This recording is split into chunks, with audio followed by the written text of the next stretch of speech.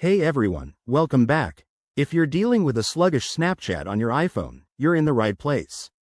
Today, we're diving into how to clear Snapchat cache on iPhone in 2025. Clearing your cache is a simple way to free up storage, fix app crashes, and keep your snaps loading smoothly. It's like giving your phone a mini makeover, quick, easy, and super effective. So, let's jump right in. First things first, why should you bother clearing the cache? Over time, apps like Snapchat build up temporary files that take up space and can slow things down. In 2025, with iOS updates making everything more efficient, this step is even quicker than before. It helps resolve common issues like login problems or blurry images, and it's a great habit to get into for optimal performance. Alright, let's get to the steps. Start by opening the Snapchat app on your iPhone. Make sure you're logged in. If not, do that first. Once you're in, tap on your profile icon in the top left corner. That's usually your Bitmoji or avatar. Next, look for the settings gear icon in the top right. Give that a tap.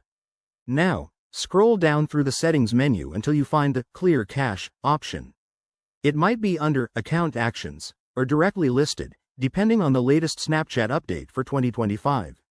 When you tap Clear Cache, you'll see a few choices, like clearing the app's data or just the cache. For most users, selecting Clear All is fine, but read the prompts carefully to avoid losing important data like login info. Snapchat usually saves that anyway. Confirm the action, and boom, your cache is cleared. The app might restart or ask you to log back in, but that's normal. There you have it, you're all set. Your Snapchat should now run faster and smoother. Remember, you can do this every few weeks to keep things optimized.